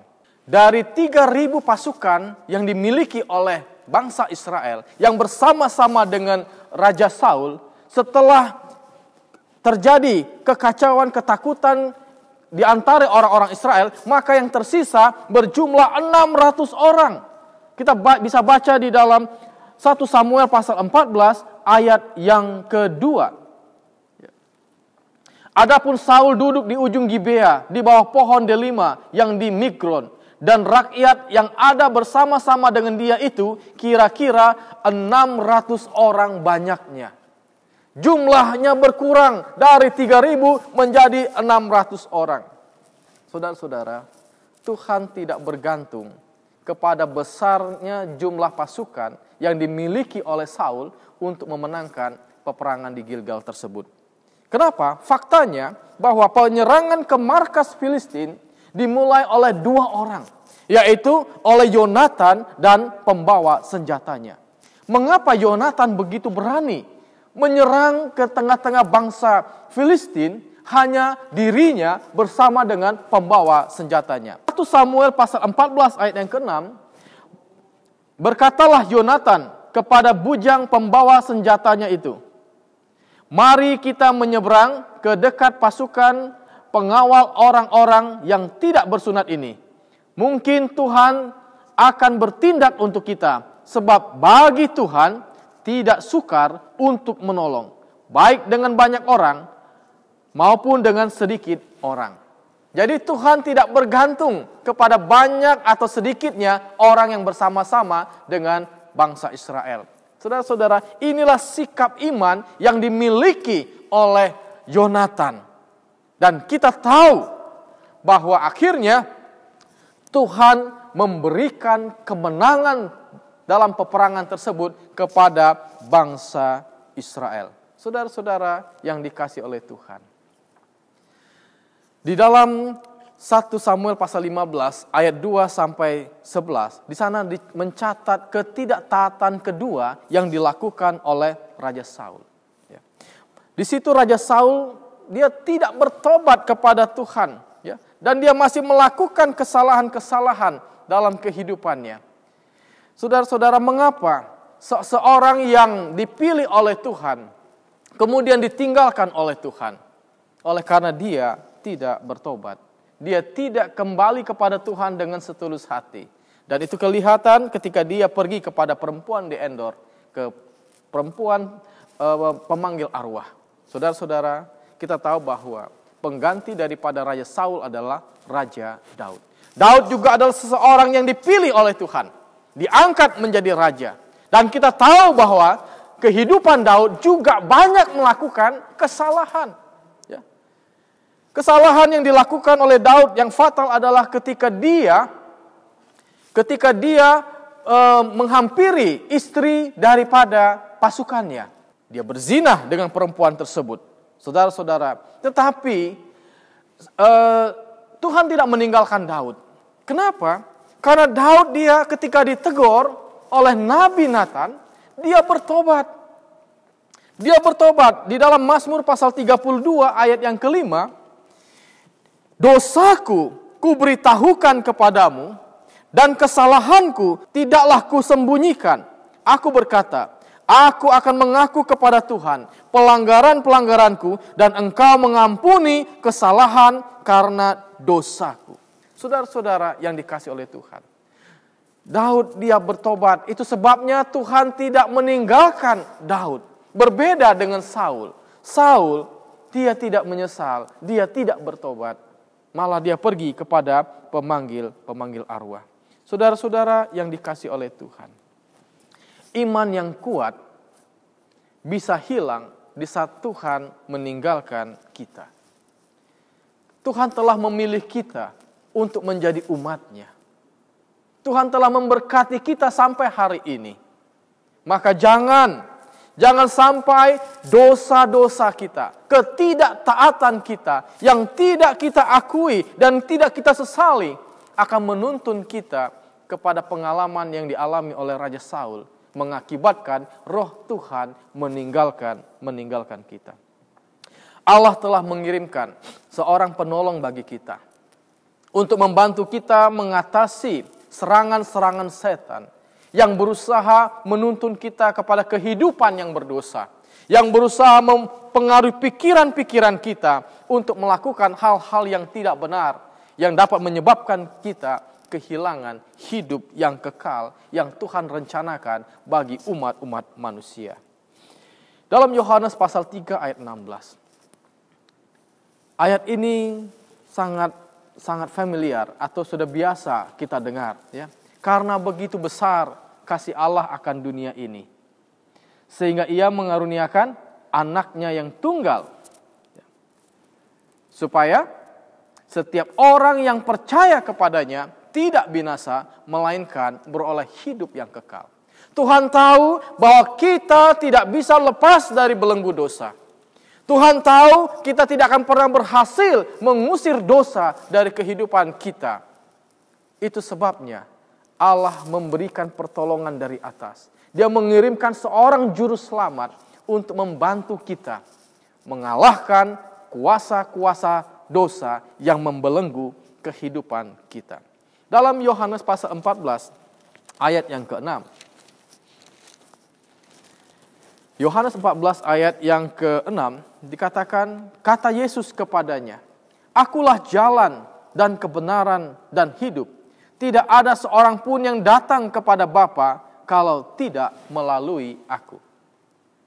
Jadi Yesus memperkenalkan diri bahwa dia adalah jalan, kebenaran, dan hidup. Apapun persoalan hidup yang sedang kita alami saat ini, masalah-masalah apapun, ketika kita tidak menemukan jalan keluar, maka hanya Yesus jalan keluar bagi setiap persoalan kita.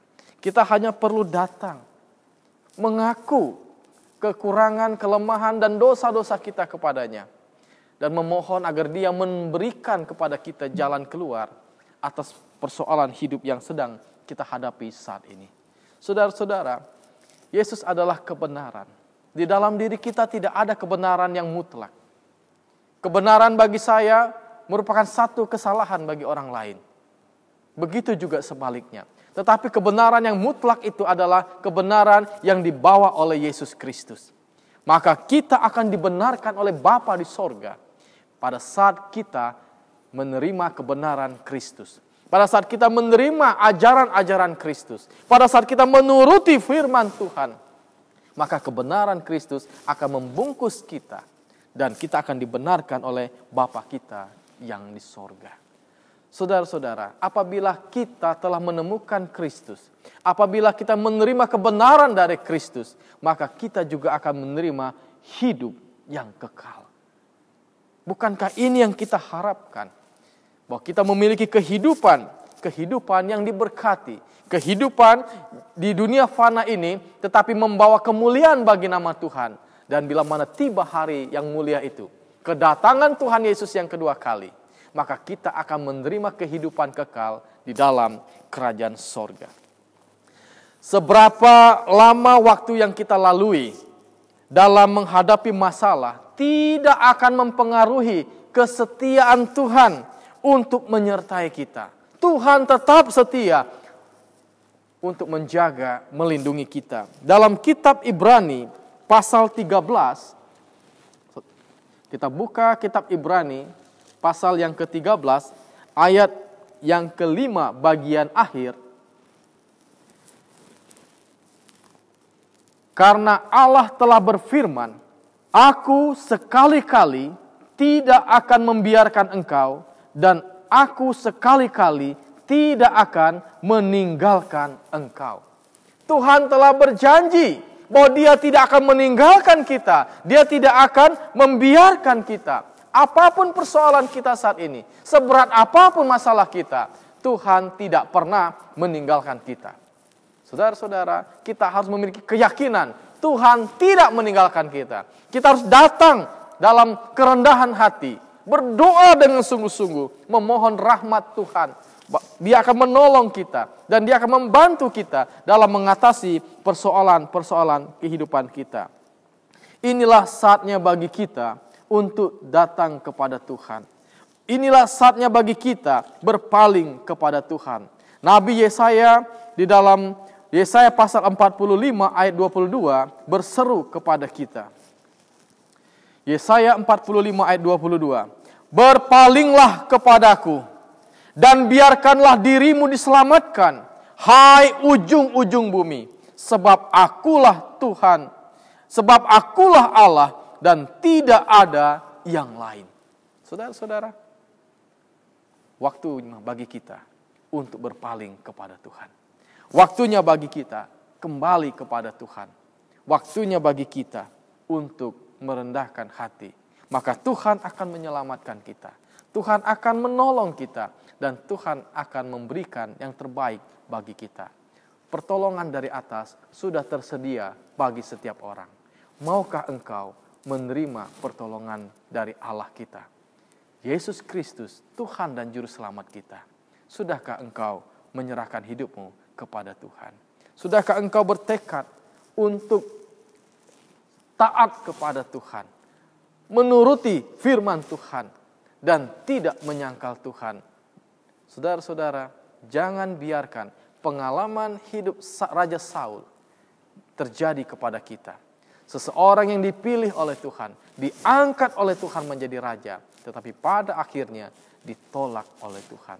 Saudara dan saya sudah dipilih oleh Tuhan menjadi anak-anak Tuhan, menjadi anak-anak Allah yang akan mewarisi kerajaan Allah. Mari kita bertahan, setia kepada Tuhan. Apapun kesulitan kita, apapun masalah ekonomi, penyakit yang kita alami saat ini, apapun masalah rumah tangga kita, ya, jangan kita meninggalkan Tuhan. Biarlah kita senantiasa datang dengan sungguh-sungguh, mempelajari akan firman Tuhan, berdoa dan merendahkan diri, maka Tuhan akan menyatakan keselamatan kepada kita, dan Tuhan akan menolong kita melewati hari-hari yang penuh dengan kesusahan dan kesulitan bagi kita. Kiranya Tuhan memberkati kita. Mari kita sama-sama tunduk kepala untuk berdoa. Bapa kami yang di sorga, kami puji dan muliakan nama-Mu. pada hari Sabat ini kami boleh mendengarkan firman Tuhan yang menyadarkan kami bahwa Engkau telah memilih kami. Engkau telah mengangkat kami menjadi anak-anak-Mu. Tuhan, tolong supaya kami dapat hidup setia kepadamu, taat menuruti firman Tuhan. Dan biarlah Roh Kudus-Mu akan selalu memimpin hidup kami. Dan kami percaya Engkau tidak pernah meninggalkan kami. Oleh karena itu Tuhan, jangan biarkan fokus hidup kami berpaling daripadamu kepada hal-hal yang fana, kepada hal-hal yang membawa kami ke dalam kesulitan. Kiranya fokus kami hanya tertuju kepada Allah yang telah menciptakan kami, kepada Yesus Kristus yang adalah Tuhan dan Juru Selamat kami. Dan biarlah rencana-rencana Tuhan itu digenapi dalam kehidupan kami masing-masing. Terpujilah nama-Mu. Bapa di sorga, hamba berdoa memohon agar kiranya Kau memberkati umat-umat-Mu, secara khusus keluarga besar Makarios. Mungkin di antara kami ada yang sedang sakit. Tolong Tuhan sembuhkan mereka. Tuhan angkat penyakit mereka. Mungkin di antara kami ada yang sedang menghadapi masalah keuangan, kehilangan pekerjaan. Berikan penghiburan-Mu ya Tuhan. Bukakan tingkap-tingkap sorga. Curahkan berkat dan pemeliharaan-Mu kepada umat-umat-Mu ini. Dan mungkin di antara kami sedang ada masalah dalam rumah tangga. Bapa di sorga, berikanlah damai sejahtera-Mu. Agar kehidupan setiap rumah tangga boleh penuh cinta kasih, setia satu dengan yang lain. Tolong Tuhan memberkati anak-anak muda kami, agar mereka boleh bertumbuh menjadi pemuda-pemudi yang setia kepada Tuhan. Dan tolong Tuhan berkati anak-anak kami yang masih kecil-kecil. Kiranya Tuhan memberikan kesehatan, umur panjang bagi mereka. Bapa yang penuh kasih, apabila hamba-Mu mengangkat tangan memohon berkat daripada-Mu, biarlah tangan Bapa sendiri yang terangkat memberkati akan umat-umat Tuhan. Tuhan memberkati engkau dan melindungi engkau. Tuhan menyinari engkau dengan wajah-Nya dan memberi engkau kasih karunia. Tuhan menghadapkan wajah-Nya kepadamu dan memberi engkau damai sejahtera dari sekarang sampai selama-lamanya. Di dalam nama Tuhan Yesus kami berdoa. Amin.